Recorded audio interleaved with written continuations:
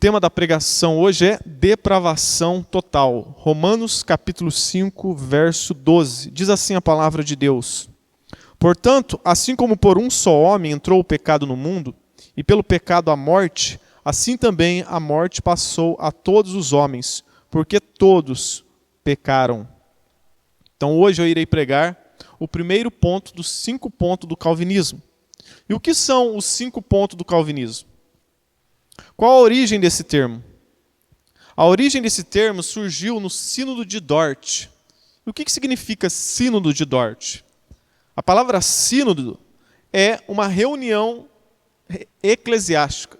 Significa uma reunião religiosa para debater doutrinas, doutrinas relacionadas às Escrituras. E essa reunião aconteceu na cidade de Dort, na Holanda. Por isso que é Sínodo de Dort. Uma reunião, uma assembleia do povo de Deus lá na cidade de Dort, na Holanda. Por isso, então, o nome Sínodo de Dort. E essa reunião, essa assembleia, aconteceu durante 7 meses. 7 meses, pastores de todo o mundo se reuniram naquela assembleia para debater doutrinas. Essas doutrinas eram chamadas de arminianas. Uma nova doutrina apresentada na igreja. Então eles foram debater para ver se elas estavam de acordo com a palavra de Deus ou não. E no fim dessa reunião, concluíram que essas doutrinas arminianas eram doutrinas heréticas. As doutrinas arminianas, hoje, infelizmente, são base da maioria das igrejas evangélicas no Brasil. Elas, na maioria das igrejas, a doutrina é arminiana. Porém, naquela época, a Igreja do Senhor declarou essa doutrina como algo errado, algo contrário à palavra de Deus. Considerou como heresia, porque não estava de acordo com a palavra de Deus. E esse sínodo, que foi mundial, onde reuniu todos os líderes das igrejas da Europa, aconteceu no dia 13 de novembro de 1618 e terminou no dia 6 de maio de 1619. Participaram dessa reunião 39 pastores, 19 presbíteros, representando todas as igrejas espalhadas pelo país da Holanda.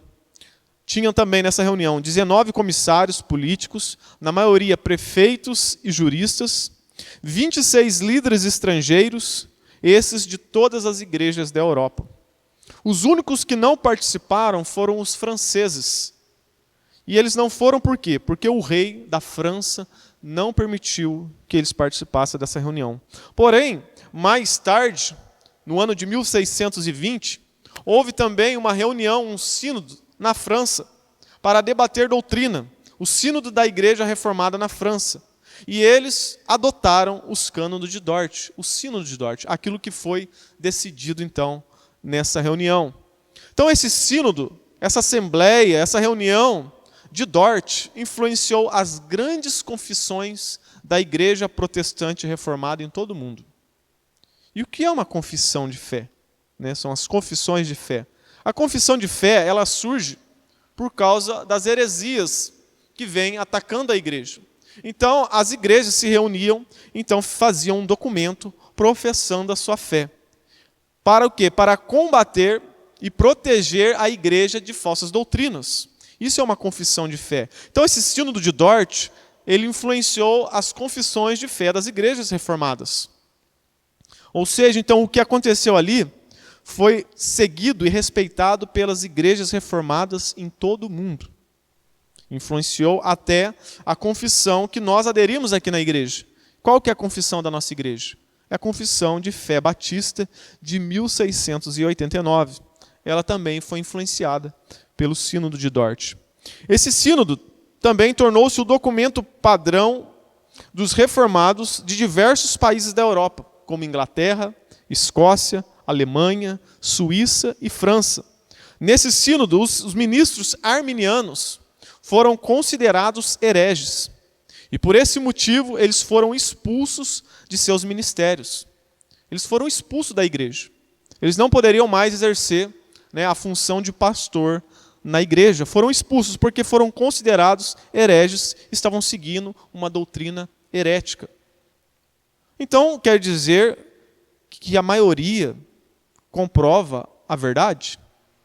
Porque ali foi o que aconteceu. A maioria dos pastores chegaram na conclusão, depois de 7 meses estudando a palavra de Deus, que quem aderisse ao arminianismo era considerado um herege, alguém que não era aprovado por Deus. Então quer dizer que a maioria comprova a verdade? Não, a maioria não comprova a verdade.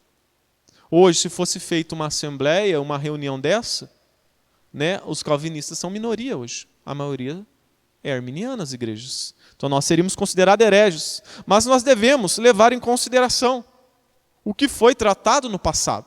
Porque ali não foi uma reunião de final de semana. Não foi uma reunião de uma semana. Foram 7 meses estudando o assunto, para então chegarem nessa conclusão. Muitas pessoas dizem, né? Eu não sigo Calvino, eu não sigo Armínio, eu não sigo homens. Eu sigo a Cristo. Eu só preciso da Bíblia.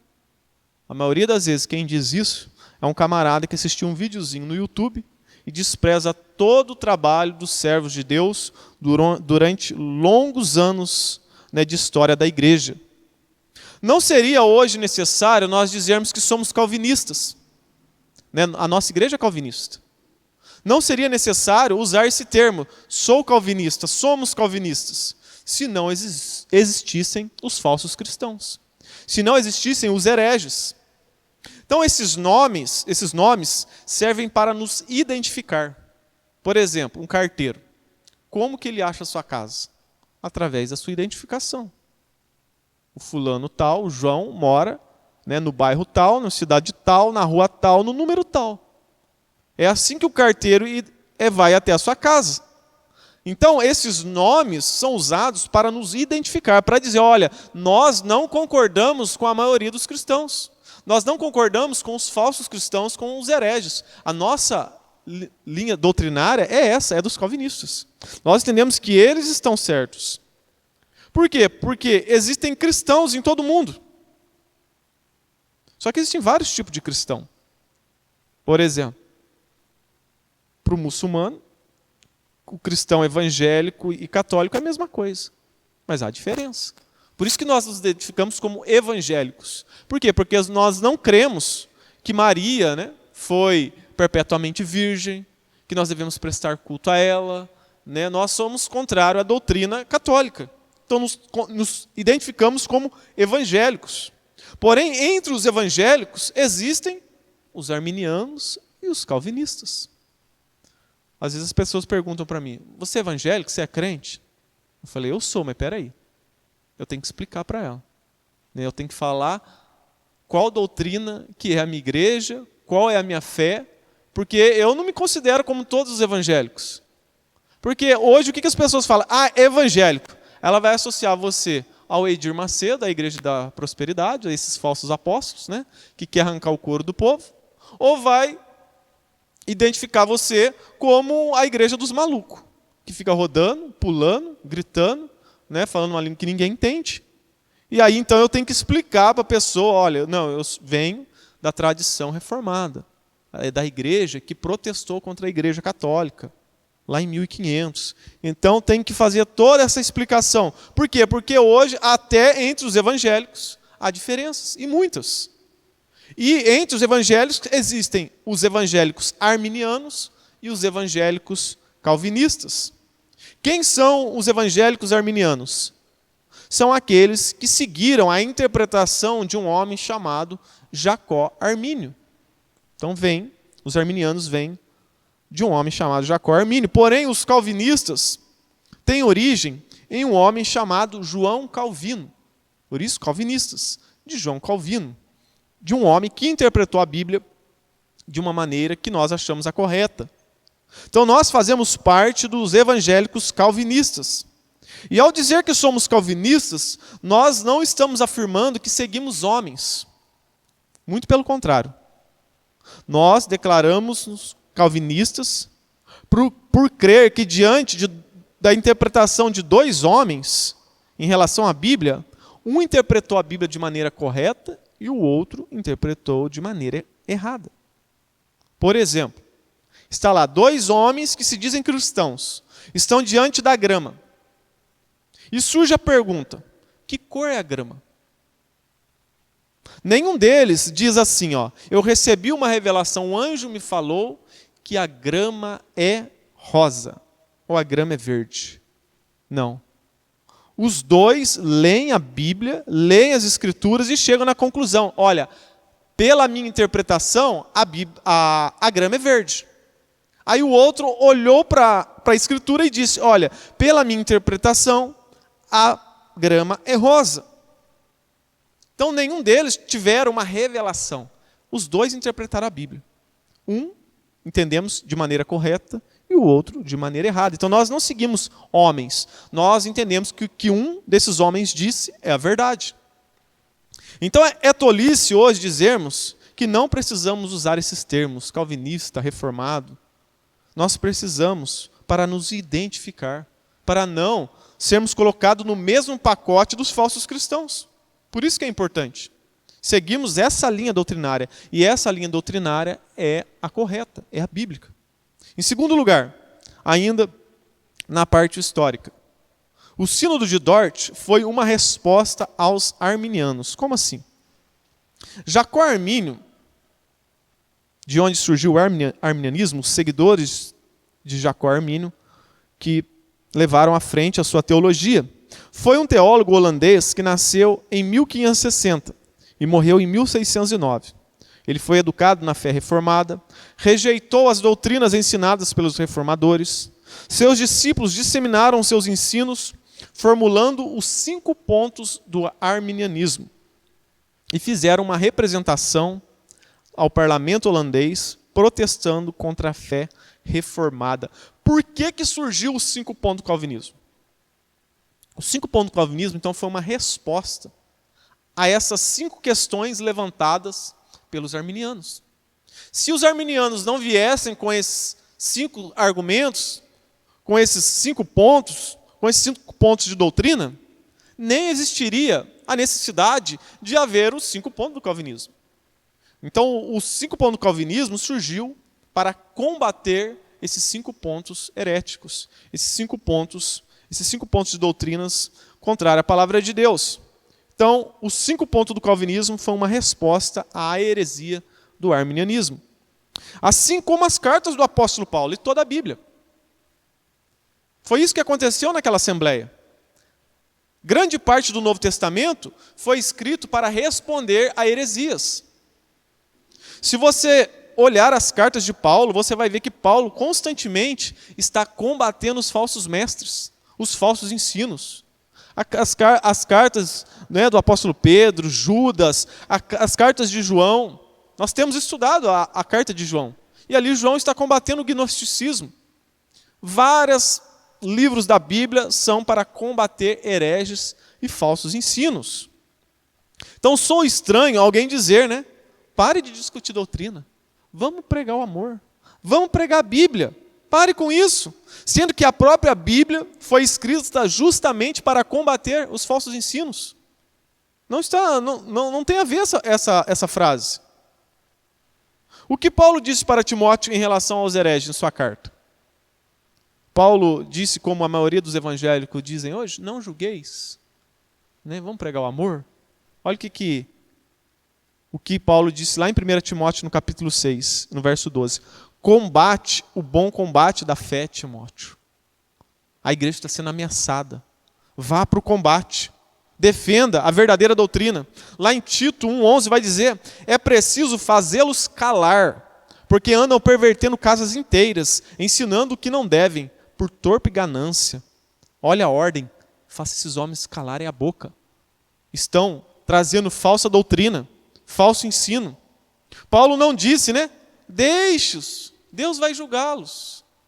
Deus vai julgar a vida desses homens, vão prestar conta a Deus. Não, a ordem é, faça-los calar. Deus vai usar a igreja, Deus vai usar os líderes da igreja, os crentes verdadeiros, para fazer esses homens calarem. Lá em 2 Timóteo, no capítulo 4, verso 7, Paulo vai dizer, combati o bom combate, completei a carreira e guardei a fé. Que combate Paulo combateu? Paulo andava armado? Matando as pessoas? Não. O combate que ele teve foi o combate contra os hereges, contra as falsas doutrinas. Judas 1,3 vai dizer: me senti obrigado a corresponder-me convosco, exortando-vos a batalhardes diligentemente pela fé que uma vez por todas foi entregue aos santos. Batalha, exortando-vos a batalhar-vos diligentemente. Há uma batalha pela fé. E hoje cristãos, têm negligenciado isso. Por isso que a gente vê igrejas, neopentecostais, igrejas heréticas, seitas, lotadas de pessoas. Estão levando as pessoas para o inferno. E eles acham que isso é amor. Não vamos combater a doutrina. Não vamos falar mal dos outros pastores.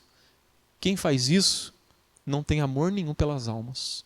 Porque esses homens estão enganando multidões. Multidões estão indo para o inferno todo dia. E a gente está calado, a gente está sendo covarde.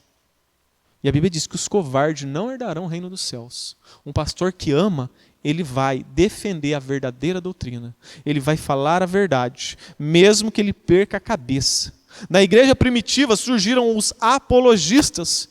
Eram homens que defendiam a fé. Os irmãos do passado defendiam a fé cristã. E hoje os crentes, em sua maioria, são covardes. Pastores estão então enviando pessoas para o inferno. E eles estão dizendo: não julgueis. Não julgueis.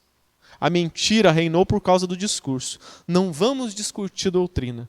Vamos pregar o amor. Só que amor é você expor o erro. É você expor a mentira. É você mostrar a verdade. Para as pessoas serem libertas da escravidão do pecado, libertas dos lobos. Isso é amor. Jesus não disse: conhecereis a verdade vos libertará? Como que você destrói uma falsa doutrina?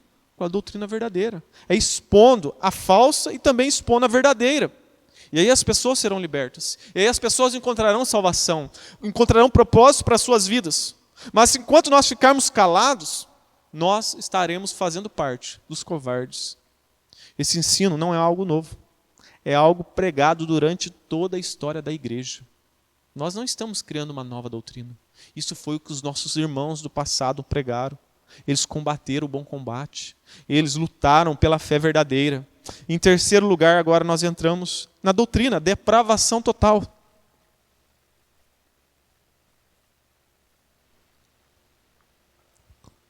Esse assunto teológico afeta diretamente o nosso modo de viver nesse mundo. Por isso é um assunto extremamente importante para nós. Os arminianos, eles defendem que o homem tem a vontade livre. Ou seja, o pecado de Adão não afetou o homem por completo. O homem tem capacidade hoje de aceitar ou não a Cristo. Esse é o pensamento dos arminianos, do arminianismo. Agora, o calvinismo, ele defende que a depravação do homem, quando Adão pecou, e isso passou para toda a humanidade, foi total. Que tudo no homem foi afetado. E o homem hoje é incapaz de buscar a Deus e aceitar a Deus. Diante de uma pregação para o calvinismo, ninguém aceita o evangelho. Ninguém pode por si só. Ninguém tem capacidade intelectual para buscar a Deus, para aceitar e responder ao chamado de Deus. Nós somos calvinistas, entendemos que a interpretação de Calvino está correta. Porque João 15,16 vai dizer: não foste vós que escolhestes a mim, pelo contrário, eu vos escolhi a vós outros. Nós não somos capazes nem de escolher a Deus e a Cristo por si só. Se um dia eu e você escolhemos a Cristo, foi porque primeiro Ele agiu no nosso coração. Ele agiu no nosso intelecto. Então podemos responder ao chamado dEle. Se Ele não agir no nosso coração, nós não conseguimos nem esticar o braço para segurar na mão de Deus. Nós não temos condições. Nosso intelecto foi corrompido na queda. Essa é a posição dos calvinistas, que a queda foi total, depravação total. Você se lembra? Quando Deus colocou diante da humanidade a oportunidade de escolher, o que a humanidade escolheu? Barrabás. Está lá. A vida ou a morte? Jesus ou Barrabás? Escolheram Barrabás. Por quê? Porque o homem, ele foi totalmente corrompido. Ele não pode por si só buscar a Deus. Essas doutrinas são como o efeito dominó. Acreditar em uma delas vai determinar o modo como você enxerga Deus e você enxerga a sua própria vida, a si próprio. Vamos ler então Romanos 5,12 novamente. Portanto, assim como por um só homem entrou o pecado no mundo. Repare, por um só homem entrou o pecado no mundo. E pelo pecado a morte. Assim também a morte passou para todos os homens, porque todos pecaram. Então todos os seres humanos foram contaminados pela doença de Adão. Qual que é a doença de Adão? O pecado. Passou para todos. Nós nascemos então pecadores. Não nos tornamos pecadores. Você não se torna um pecador quando você é criança, né? Aí você tem consciência de que aquilo é errado, e aí você se torna um pecador. Não, nós já nascemos pecadores. A criança já nasce pecadora. Por exemplo, o porquinho, ele já nasce porco. Ele não se torna um porco diante da primeira ida à lama. Ele já nasce porco. Quando ele vai à lama, isso só demonstra a sua natureza, que ele é porco. Então, assim é o homem. Ele já nasce pecador. Ele não se torna um pecador. Outra prova que nascemos pecadores é porque os bebês morrem. Qual que é o salário do pecado? A morte. Se os bebês morrem, então eles também têm pecado. Eles foram contaminados com essa doença de Adão, o pecado. E eles então recebem o salário do pecado, a morte. Recebemos então essa herança de Adão, sem fazer nada. É justo? Nesse mundo é assim. Você não escolheu aonde você ia nascer. Você não escolheu a cor dos seus olhos, o tipo da cor da sua pele. Você não escolheu nada. Você herdou dos seus descendentes. Por exemplo, se você teve um pai que ganhou muito dinheiro, trabalhou duro, conquistou, você vai herdar uma herança, você vai herdar uma casa, um carro, bens financeiros. Mas se você teve um pai que foi preguiçoso, beberrão, né, negligenciou a vida financeira, você vai herdar, às vezes, dívida. Nós não fizemos nada. Podemos receber heranças, mas também dívidas. Por exemplo, você não votou, talvez, nesse governo, nesse presidente, mas você está vivendo diante desse jugo, apesar de você não ter escolhido. Se o seu filho se tornar um estuprador, um pedófilo, você que é pai e mãe, você vai carregar para todo sempre essa marca. Mesmo você não tido feito nada, vai ficar marcado. E iremos herdar esse mal que o nosso filho fez. Então isso acontece neste mundo. E quais foram as consequências da queda?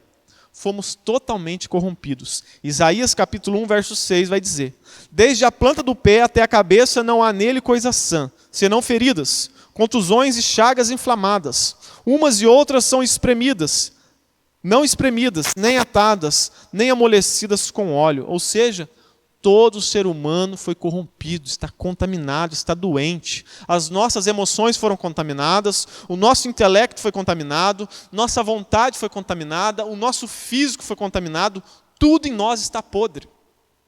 Estamos em fase de câncer terminal.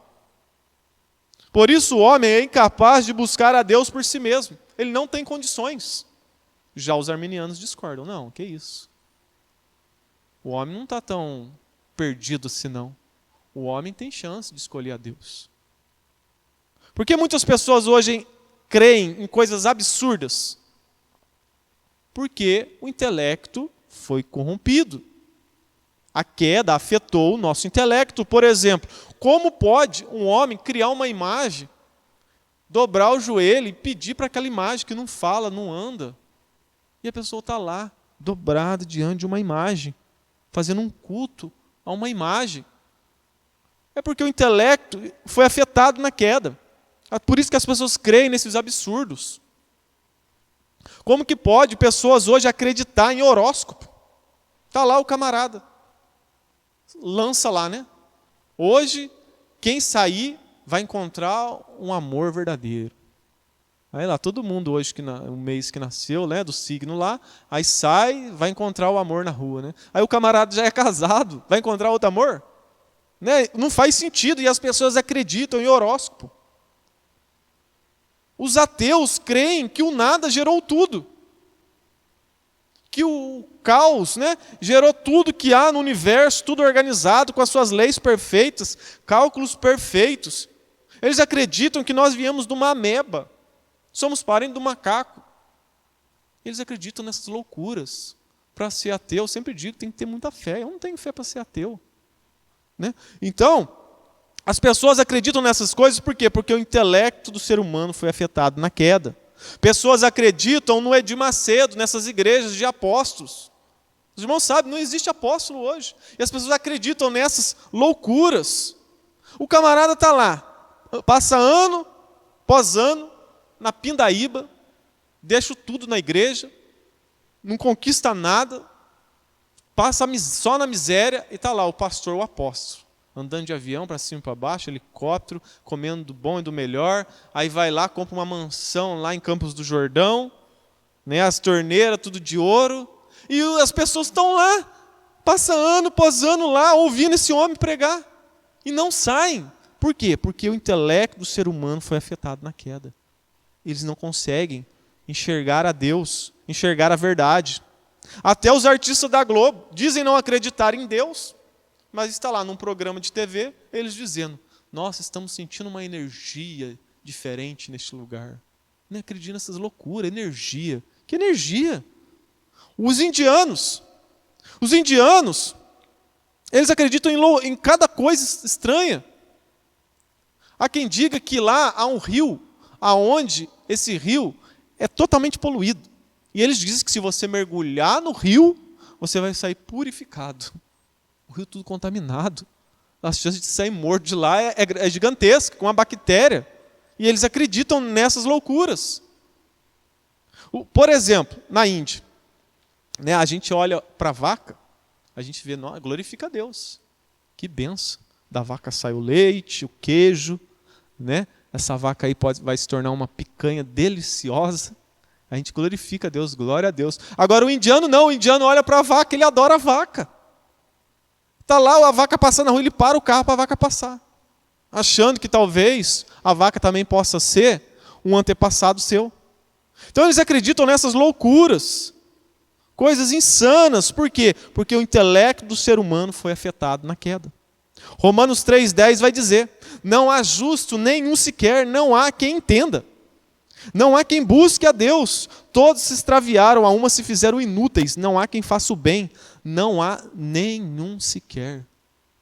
Ninguém quer a Deus. Se Deus não agir no coração do homem, ele não busca a Deus. A garganta deles é sepulcro aberto, com a língua urgem engano, veneno de víbora está nos seus lábios, a boca eles a têm cheia de maldição e de amargura. São os seus pés velozes para derramar sangue. Nos seus caminhos há destruição e miséria. Desconhecer o caminho da paz. Não há temor de Deus diante de seus olhos. Paulo diz que não há então nenhum sequer, para não deixar dúvida.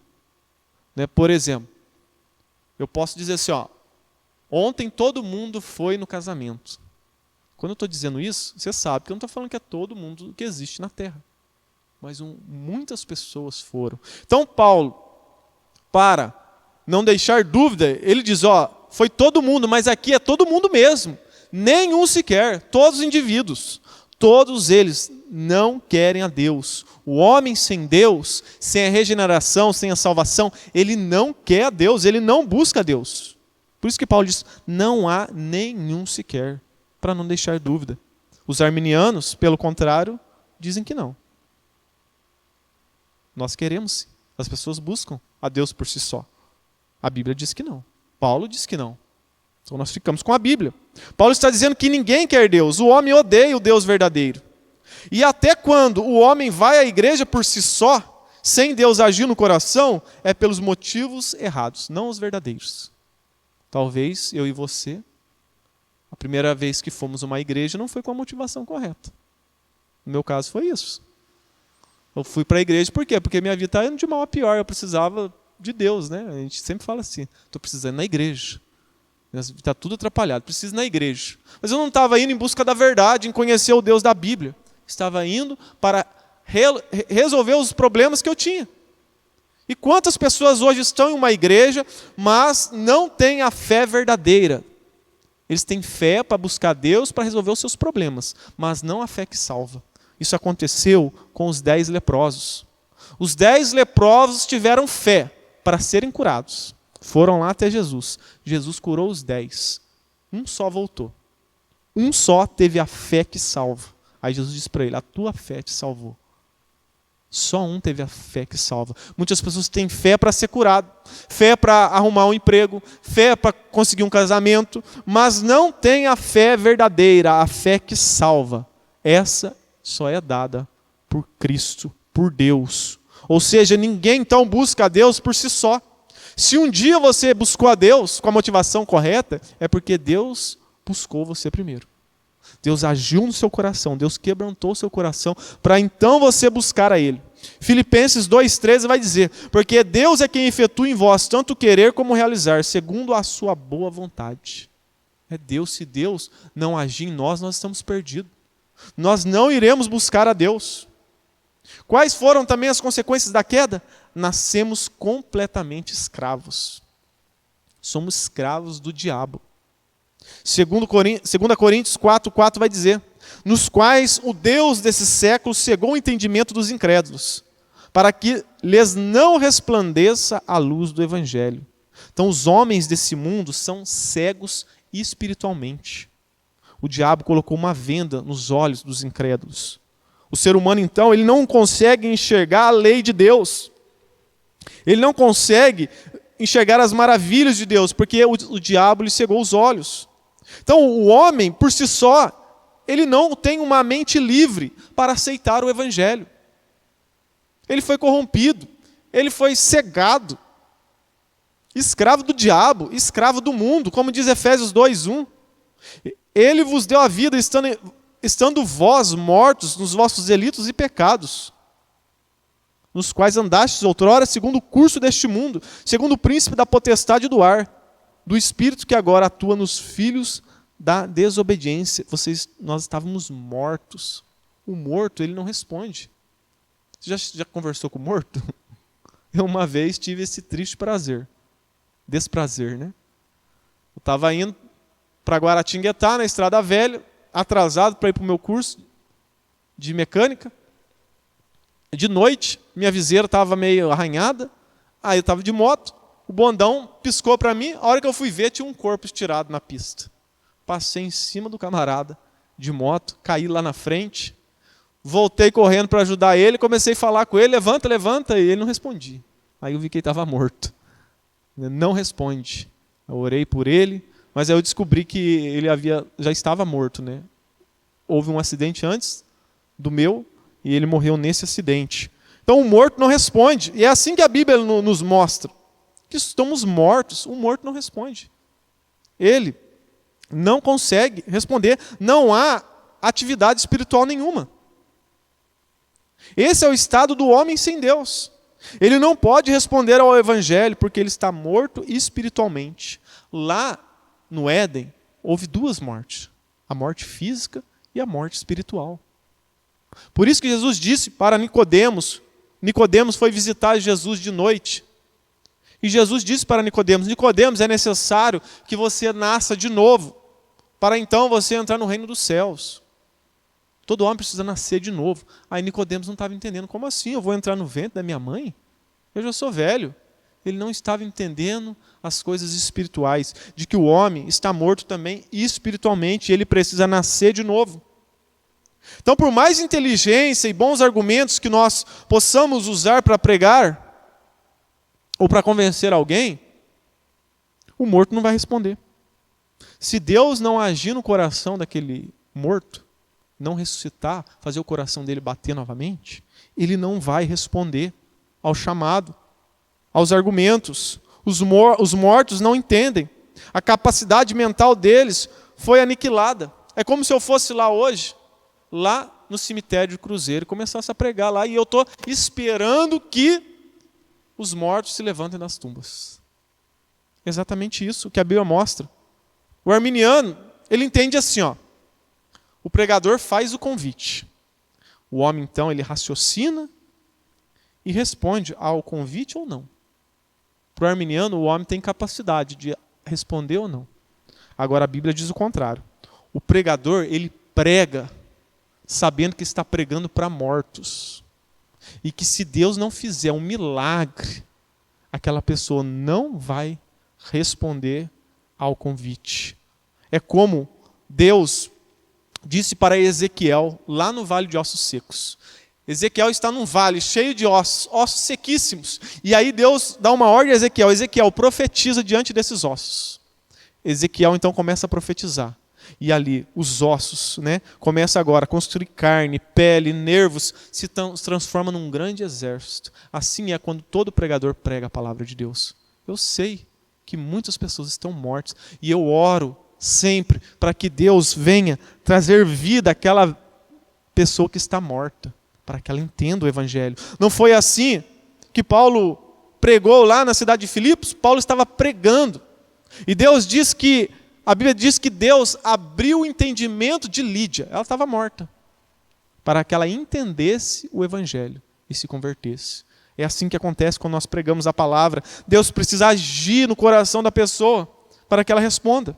1 Coríntios, capítulo 2, verso 14. Ora, o homem natural não aceita as coisas do Espírito de Deus, porque eles são loucura, e não pode entendê-las. Aí, mais uma vez, não pode entendê-las, porque elas se discernem espiritualmente. É o homem natural, o homem que nasceu só de sua mãe, e que não nasceu espiritualmente. Ele não consegue entender as coisas espirituais. Ele é um homem carnal. Romanos 8, 7 vai dizer: por isso o pendor da carne é inimizade contra Deus, pois não está sujeito à lei de Deus, nem mesmo pode estar. O pendor da carne, a carne, é o nosso eu pecador. O homem natural e o homem carnal, ele não pode submeter à lei de Deus. Qual que é a lei? Qual que é a condição para o homem ser salvo? Fé. Não é? Arrependimento e fé? Arrependa e creia. Mas o homem não pode crer por si só. Ele precisa receber esse dom que é a fé. Se ele não receber a fé que vem de Deus, ele não vai conseguir crer no Evangelho. Os arminianos, pelo contrário, não, o homem pode sim. O homem pode ter fé em si só, por si só. O ser humano, ele é como um urubu.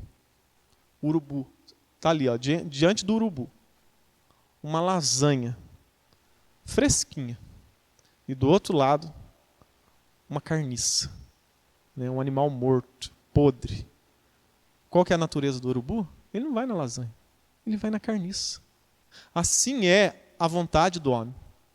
Ela pende para a carne, para as coisas que não é de Deus. O homem natural é assim. Ele vai seguir essa vontade. A vontade dele é se tornar inimigo de Deus. Ir para o lado do pecado. Então, por isso que precisamos sempre orar. Deus, transforma o coração do meu parente. Transforma a vontade do meu amigo, do meu filho. Por isso que todo homem, todo crente de joelho é calvinista. Porque ele está pedindo para Deus interferir na vontade da outra pessoa. E está certo. Depois, então, de falar de escravidão completa, como podemos falar que o homem é livre para escolher? Não tem lógica. A Bíblia diz o contrário. E será que o Sínodo de Dort está de acordo com essa doutrina bíblica?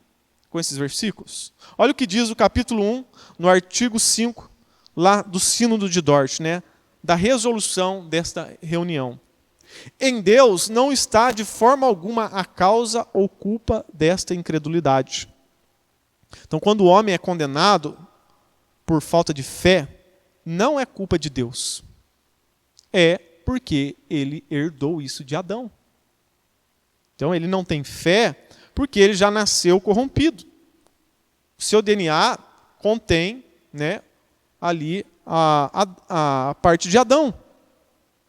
No capítulo 1, artigo 1 vai dizer: por isso ninguém teria sido injustiçado se ele, Deus, tivesse resolvido deixar toda a raça humana no pecado. Então, se todos fôssemos enviados para o inferno, nós deveríamos reconhecer que Deus é bom e justo, porque nós estamos recebendo o salário do pecado, que é a morte. Todos nós deveríamos ir lá no inferno e dizer: glória a Deus, Deus é bom e justo, Porque o homem resolveu andar longe de Deus. Eu não tive fé, eu fui incrédulo. Eu não me submeti às leis do Criador. Todos nós somos declarados culpados diante de Deus. Já nascemos com essa doença chamada pecado. No capítulo 1, no artigo 6 do Sino de Dort também diz: Deus dá nesta vida a fé a alguns, enquanto não dá a fé a outros. Isso está de acordo com Efésios 2:8. A fé então vem de Deus. Deus dá a fé a alguns, não para todos. Porque pela graça sois salvos mediante a fé. Isso não vem de vós, é dom de Deus, não de obras, para que ninguém se glorie. Então é uma graça. A salvação mediante a fé é um dom de Deus. Ninguém pode ter essa fé que salva, só se Deus der à pessoa. O arminiano, ele entende assim, ó. Deus, por ser onisciente, ele olha no corredor da história e ele vê aqueles que iam ter fé nele. Então Deus elege essa pessoa segundo a presciência. Só que, se Deus faz isso, não é graça, foi mérito. Deus viu que aquela pessoa ia crer nele. Então foi mérito, não é graça. O texto diz claro, é graça, é favor imerecido, ninguém merecia. E nós recebemos a fé, e sem fé, ninguém pode agradar a Deus e ninguém pode ser salvo. Por isso que o arminianismo é uma heresia. É dizer que o homem pode participar da salvação. Jesus faz a parte dele, e o homem também faz a sua, de escolher. Mas os nossos irmãos calvinistas declararam o arminianismo como uma heresia. Diante da depravação total do homem, Deus viu que o homem então não escolheria.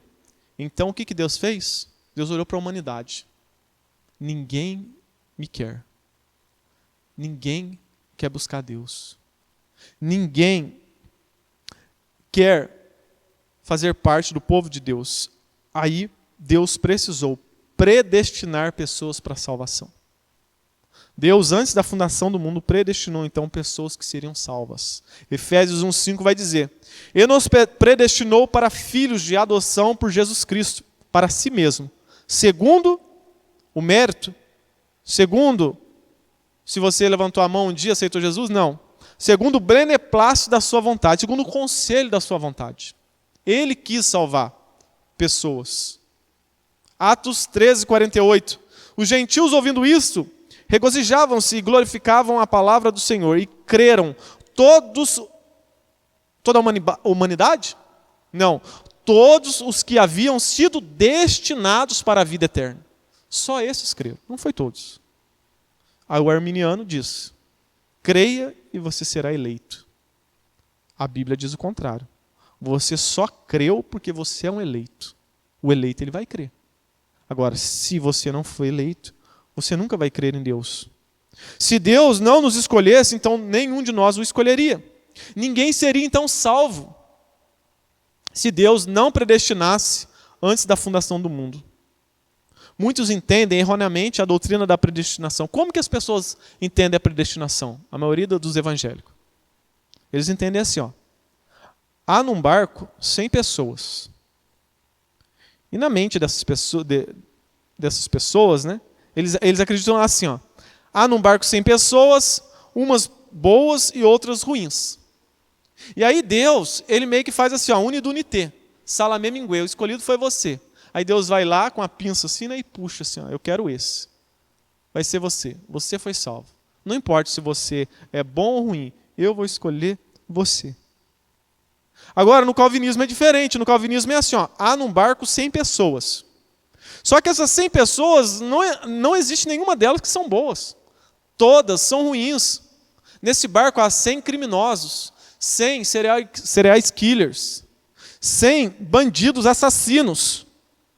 E eles não querem sair do barco. Deus envia o bombeiro, Deus envia o avião, envia ali outro navio, e eles não querem sair do barco.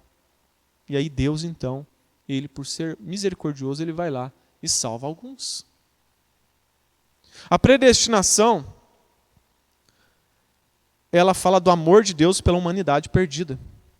Essa doutrina bíblica mostra que nós não somos melhores que a prostituta. Nós não podemos bater no peito, eu sou melhor que o fulano. Porque para Deus todos nós somos depravados. Fomos corrompidos, estamos doentes. Estamos em câncer de fase terminal. Na sua mente pode gerar uma pergunta. Mas se Deus é bom, por que Ele não salvou todo mundo do barco? Escolheu só alguns. Essa pergunta está errada. Sabe qual deveria ser a nossa pergunta? Diante de um barco com 100 bandidos e assassinos, que somos nós, toda a humanidade, nós deveríamos perguntar assim, por que Deus não matou todo mundo? Por que a gente está vivo ainda? Por que Deus não eliminou com a humanidade lá no Jardim do Éden? Deus foi misericordioso com Adão. Deus deu anos de vida para Adão, Ele multiplicou. Mas se Deus matasse lá Adão e Eva, lá no Éden, Deus seria justo e bom. Porque Ele já tinha dito, se você comer do fruto proibido, você vai morrer. Mas Deus é bom. Então nós vemos na doutrina da predestinação a bondade de Deus. A bondade de Deus. E o que isso nos fala? O que isso muda em nossa vida? Entender sobre a predestinação, sobre a nossa origem, sobre a bondade de Deus. O que isso muda em nossa vida? Muda tudo. Porque quando você entende que você não merece nada, que nem a fé que você tem em Deus vem de você mesmo, foi Deus que deu para você, que senão você não ia crer nele, você vive então uma vida de gratidão. Pois eu nem era capaz de escolher a Deus, mas Ele agiu em mim para eu poder escolhê-lo. Pois apesar então de não ter tudo que eu quero, eu tenho muito mais do que eu mereço. Eu não tenho talvez o carro que eu quero, a casa que eu quero, os filhos que eu quero, mas eu tenho muito mais do que eu mereço. Eu mereci a morte e o inferno, mas Deus me deu a fé para crer nele. Deus me salvou dessa condição terrível. Então eu estou no lucro, eu devo glorificá-lo. Então quando você entende isso, você vive uma vida grata a Deus. Você não vive achando que é merecedor de algo. Eu preciso ser mais amado. Eu preciso ganhar mais dinheiro. Eu preciso ser mais bajulado. Deus está me devendo algo. Não. Quando nós vemos isso, nós vemos que Deus não nos deve nada. Nós temos muito mais do que nós merecíamos. Por isso, uma pessoa que entende isso, ela vai servir a Deus de qualquer maneira, ela não está nem aí. Eu não merecia nem fazer parte da igreja do Senhor e Deus me escolheu. Então eu não me preocupo se eu vou estar em destaque pregando ali no púlpito, se eu vou estar tocando um instrumento, se eu vou estar lá na porta recebendo os irmãos, se eu vou lavar o banheiro, se eu vou passar pano no chão, se eu vou levar uma água, se eu vou apenas ajudar com a minha condição financeira. Eu não estou nem aí. Eu nem merecia estar aqui, mas Deus me escolheu. Isso joga lá no chão o orgulho do homem. No arminianismo, não. No arminianismo ainda você é bom. Não, você é bom. Você escolheu a Deus. Você é diferente dos outros. No calvinismo, não. Na depravação total, não. Não. Você nem fé para ser salvo você não tinha. Você só tem porque Deus te deu. Por exemplo, para ficar claro.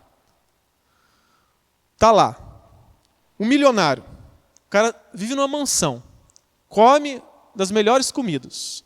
Bebe tudo que pode, só bebida cara.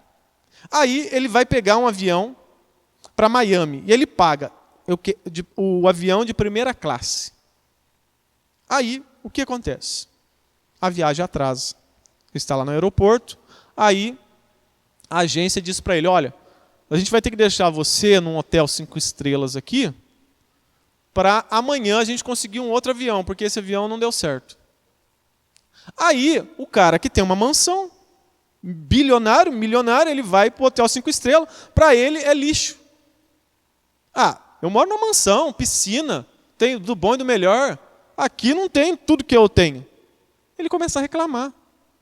Aí, no outro dia, chega o avião, só que aí eles dizem para esse empresário, para esse rico, olha, eu sei que você pagou primeira classe, mas nós não vamos ter vaga na primeira classe, só vamos ter na área inferior, né? Na segunda classe. Aí o rico vai bravo, porque ele pagou pela primeira classe, ele já deveria estar em seu destino, ele está perdendo dinheiro, então ele entende que ele merecia coisa melhor. Aí, a viagem, você está lá no Chibata. Aí você faz uma compra lá, e aí você assinou uma promoção, você ganhou uma viagem para Miami, tudo pago. Você é pobre. Aí está marcado. Aí no dia acontece a mesma coisa que aconteceu com o rico. Chega lá, atrasa. Aí fala para você, olha, não vai dar para ir hoje, a gente vai deixar você no hotel 5 estrelas. Você vai reclamar? Você vai ficar, não, pode ficar mais dia aí, está tranquilo aqui para mim. Tem tudo do bom, do melhor, está tranquilo. Aí, chega no outro dia, olha, não vamos ter, né, a vaga na primeira classe, só em outra área. Aí você vai falar, não, para mim não importa, eu posso ir até no chão do avião, eu quero ir para Miami. Está tudo de graça. Você vai tranquilo, dando risada, não importa se está tudo ruim, porque você entende que você não merecia nada. Foi graça. É assim que acontece com o ser humano. Quando ele acha que ele merece alguma coisa, ele vai viver uma vida de ingratidão. E isso tem acontecido em muitos lares. Muitas pessoas acham que mereciam coisas melhores. Eu merecia um marido melhor, uma esposa melhor. Eu merecia, né, ganhar mais dinheiro. Eu merecia mais atenção dos meus filhos, dos meus pais. E aí vivem frustradas, até dentro da igreja. Eu merecia estar tocando aquele instrumento. Eu merecia estar sendo destaque na igreja. Eu merecia coisa melhor. E as pessoas vivem ingratas a Deus, frustradas porque acham que merecia algo. Mas agora, se você entende que eu não merecia nada, tudo é graça, eu estou no lucro, né? Eu vou viver uma vida que glorifica a Deus. Eu vou viver uma vida de gratidão a Deus. E tudo que eu faço não vai se comparar com o que Ele fez por mim. Então, quando você acha que você merece alguma coisa, você vive longe de Deus. Essa doutrina fala disso. Nós não somos dignos de nada. Só estamos aqui porque Deus é bom. Nós somos ruins. Por fim, você vai entender que você não é melhor que ninguém. Tudo que você tem é pela graça. Nem mesmo se gloriar de que você escolheu a Deus, você pode. Entender, então, que você não merece nada vai mudar o seu modo de viver aqui. Por que Caim, já estou encerrando, por que Caim matou Abel? Porque Caim achava que merecia a aprovação de Deus. Poxa, Deus aceitou a oferta de Abel, por que não aceitou a minha oferta? Ele achava que merecia. Aí, movido por inveja, matou o seu irmão. Achava que merecia algo. Por que às vezes nós não nos alegramos quando alguém conquista algo? E ainda mais quando esse algo era algo que nós queríamos. Fulano comprou um carro. Aí você queria tanto ter aquele carro. Aí você sente inveja ao invés de se alegrar. Né? Por quê? Porque você reconheceu que você, na verdade, não merecia era nada. Tudo que você tem, a saúde que você tem, o emprego que você tem, tudo é graça de Deus. É como um marido que uma vez casou-se com uma esposa pobre. Ele era rico e a esposa era pobre. E aí ele sempre se achou melhor do que a esposa. Porque jogava na cara dela, você não tem nada para me oferecer. Eu merecia ter mais. Tudo que você tem é meu. Ele se vangloriava. Por quê? Porque ele achava que ele merecia coisa melhor. Mas quando nós entendemos que tudo vem de Deus, as boas dádivas, as riquezas, a sabedoria que Deus nos dá para adquirir riqueza, tudo vem de Deus, nós não iríamos viver dessa maneira, né? Nós iríamos colocar-nos no nosso lugar, né? Que somos pecadores, depravados, corrompidos. Se não fosse a graça de Deus, nem aqui estaríamos, né? Então essa doutrina, ela transforma as nossas vidas. Quando nós entendemos que somos pó, viemos do pó da terra e para lá a gente vai voltar. Né? Que Deus tenha misericórdia de nós. Que Deus nos livre de um dia querer, né, nos voltar contra Deus, achar que somos bons diante de Deus. Né? Que Deus tenha misericórdia de nós.